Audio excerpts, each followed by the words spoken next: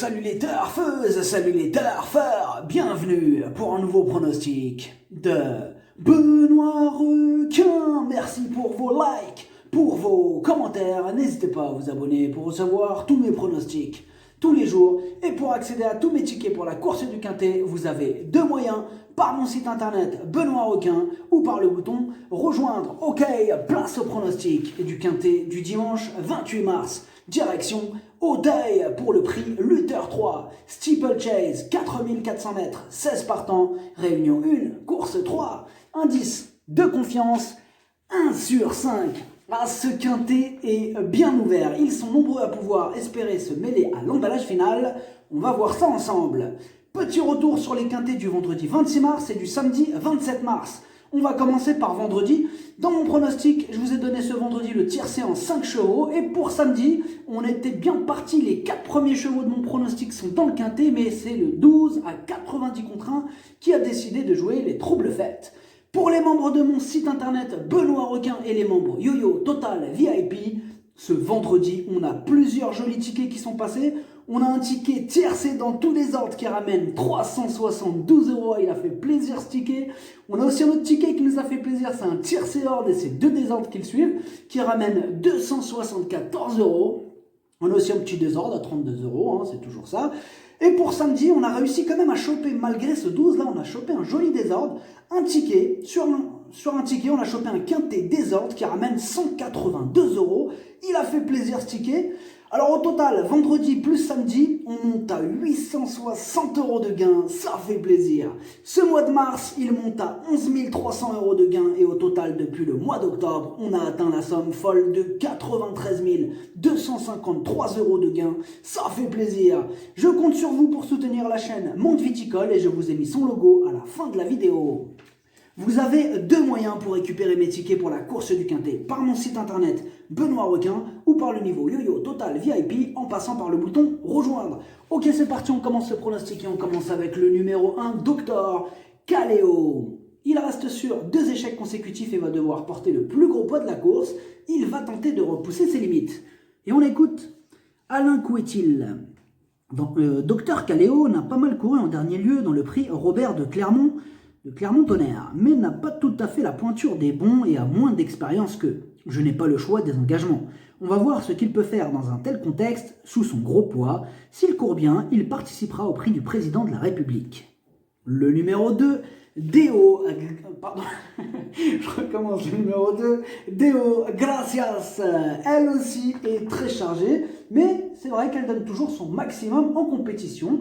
Et à l'issue d'un bon parcours, elle peut se placer. On écoute Jean-Pierre Desraux. Deo Gracias a tenté l'aventure face au bon et elle s'est bien comportée tout en montrant que c'était un peu dur. Ici, elle doit porter du poids et tentera de bien faire. Le parcours ne la dérangera pas et sa forme est toujours au beau fixe. J'espère qu'elle nous fera encore plaisir. Le numéro 3, Irja As. Elle a terminé 8e pour sa rentrée et de logiques progrès sont attendus. En revanche, elle a le défaut de ne pas toujours répéter ses bonnes sorties, tout ou rien. On écoute Marcel Roland. Irja As a bien profité de sa rentrée. Elle sera sur un parcours qu'elle connaît et j'espère que cela va bien se passer. Le mieux pour elle serait un terrain très souple. Mais je ne sais pas comment sera le terrain dimanche. J'en attends tout de même une bonne performance. Le numéro 4, Darling des Boards. Il a déjà brillé au niveau groupe 1. Sa récente 5e place comporte des excuses. Il va tenter d'améliorer son classement ce dimanche. Et on écoute... la jeunesse Temaker, ok. Darling des Boards n'a pas mal couru à Pau, mais je n'ai pas trop insisté là-bas car il sera mieux à Auteuil avec sa grande action. C'est un cheval costaud et il est logique de l'orienter vers cette épreuve. On va voir ce que cela donne pour la suite de sa carrière. Le numéro 5, Stern Kranz. Mieux vaut ne pas le condamner sur sa dernière contre-performance. Là, il retrouve des conditions de course lui permettant de reprendre le cours de cette belle performance. Donc, attention à lui. On écoute Joseph Vanagier. Stern Kranz reste sur une prestation qui n'est pas mauvaise du tout, sur un terrain trop rapide pour ses aptitudes. Il semble très bien au travail. J'espère que l'état de la piste sera à sa convenance cette fois-ci. Sachez par ailleurs qu'il est placé à une valeur qui l'autorise à défendre ses chances. Le numéro 6, Montgeroult. Il n'a plus à faire ses preuves à ce niveau de compétition, mais son défaut reste son irrégularité. En 10 courses, seulement 2 fois à l'arrivée, et comme d'habitude avec lui, ce sera tout ou rien. On écoute Marcel Roland. Montgeroult a fait une rentrée sur un parcours qui ne lui convenait pas trop, sur une distance plus courte. Il retrouve cette fois la piste intérieure et une distance plus longue, ce qui devrait mieux lui convenir. Il a progressé sur sa course de rentrée, maintenant c'est un peu lui qui commande et c'est un problème. Il sera muni d'œillères et je pense qu'il devrait bien se comporter. Le numéro 7, Gentilhomme. Ses 2 dernières sorties sont bonnes. Il a dévoilé d'évidents moyens pouvant lui permettre de légitimes prétentions à ce niveau. Il peut frapper un grand coup. On écoute Gabriel Linders. Gentilhomme a fait une bonne rentrée sur les balais d'Angers. On a retrouvé notre cheval.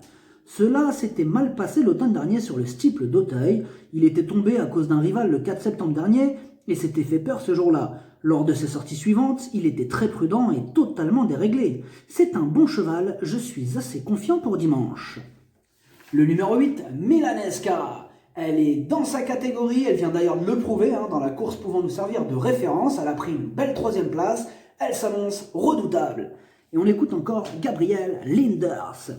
Milanesca, elle court franchement top dernièrement, finissant admirablement bien son parcours. Le rythme très sélectif avait joué en sa faveur pour l'occasion et les chevaux sont venus à elle ce jour-là. J'espère qu'il en sera de même dimanche. Elle est restée très bien le matin et une logique confirmation est attendue ici. Le numéro 9, Henryville. Alors avant son échec, il enchaînait les belles performances. Là maintenant il a 13 ans et encore plus d'un tour dans son sac. C'est mon coup de poker. On écoute Madame Sophie Lich. Henryville n'a pas apprécié le terrain pénible la dernière fois à Pau, ni le tracé trop coulant. Il nous donne entière satisfaction à l'exercice, nous pensons qu'il a une très bonne chance pour finir dans les 3 premiers. Le numéro 10, Difty River Anne. Il reste sur un échec le jour de sa rentrée. Avant ça, il faisait l'arrivée de toutes ses courses. Il apprécie ce parcours, il va tenter de remettre les pendules à l'heure. On n'a pas les commentaires de l'entraîneur pour ce numéro 10. On passe direct au numéro 11. Dollar des Mottes, il effectue sa course de rentrée, mais il a déjà brillé sur sa fraîcheur. À ce niveau de compétition, sa marge se réduit. Avec l'aide d'un bon parcours, il peut prétendre lui aussi une place dans ce quintet ouvert. Et on écoute Yannick Fouin. Dollar des Mottes rentre ici. Il s'était fait mal lors de sa dernière sortie publique. Tout est rentré dans l'ordre depuis. Il est selon moi apte à effectuer une reprise de contact, mais peut légitimement manquer pour briller d'emblée. Je peux l'avoir mieux que ça physiquement. Il a toutefois la réputation de bien courir d'emblée, une petite place n'est donc pas exclue. Le numéro 12, Fanfaron spécial. Il est confirmé à ce niveau. Il devrait afficher aussi des progrès sur sa course de rentrée. Mieux vaut ne pas le sous-estimer. Et là aussi, pour le 12, on n'a pas les commentaires de l'entraîneur. Le numéro 13, Douding. Il reste sur 2 échecs consécutifs. Il affiche 50% de réussite sur ce parcours. Mais au vu de ses dernières performances, on a quand même quelques doutes. Et on écoute Grégoire Linders. Douding avait besoin de ça pour sa rentrée. Il a l'air très monté sur cette course-là. Le terrain sera un peu plus souple que dernièrement, ce qui sera à son avantage. Il a tout de même besoin de nous rassurer en course. Ses plus récentes sorties n'ayant pas été ses meilleures, le matin il affiche toutefois beaucoup de morale. Le numéro 14, Dernier Cri. Absent quasiment 2 ans à cause de problèmes de santé, il vient d'effectuer une bonne course de rentrée et dans ce quintet ouvert, il fait partie des nombreux possibles troubles faits. On écoute Nicolas de la Jeunesse. Dernier Cri a dévoilé des moyens intéressants, mais malheureusement, il a connu des ennuis de santé. Sa rentrée est bonne et devrait afficher des progrès. Cependant, cela reste une 2e course après une longue absence. C'est un gros sauteur qui a le profil pour se plaire sur ce parcours, et j'espère qu'il pourra accrocher une place. Sachez qu'il sera plus à son affaire avec une piste lourde. Le numéro 15, Bandero. Il fait toujours de son mieux en compétition. Il connaît ce tracé, mais il aurait préféré, c'est vrai, un terrain très lourd. Encore une possibilité. On écoute Mademoiselle Anne-Sophie Paco. Bandero a bien couru dernièrement sur sa forme paloise. Là, j'ai quelques problèmes. Premièrement, je dois changer le jockey, qui prend 1 livre pour le monter. Deuxièmement, il a besoin du terrain très lourd. Et dernièrement, le haut du tableau est relevé. S'il venait à prendre une place, cela serait bien. Le numéro 16, Espion de Vindecy. Il vient d'échouer le jour de sa rentrée. Avant ça, il enchaînait les échecs. C'est vrai quand même que dans ce quintet, il y a d'autres chevaux qui nous apportent de plus solides garanties. On écoute Michael Serror. Espion de Vindecy n'a pu s'illustrer dernièrement pour sa rentrée. Il s'est rapidement retrouvé en retrait des premiers et avait trop de chemin à refaire sur les premiers pour pouvoir s'illustrer.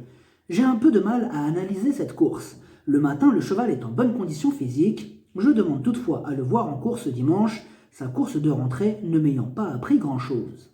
Le pronostic, ça donne 8, 9, 7, 10, 4, 5, 2, 12, cheval de complément le 15, si jamais il y a un autre nom important et ça peut arriver, le 3. Merci d'avoir suivi cette vidéo, n'hésitez pas à vous abonner pour recevoir tous mes pronostics tous les jours et pour accéder à tous mes tickets pour la course du Quintet, vous pouvez passer par mon site internet Benoît Requin ou par le bouton rejoindre sur le niveau YoYo Total VIP, à jouer avec modération. Bonne chance, chopez-le moi, ciao.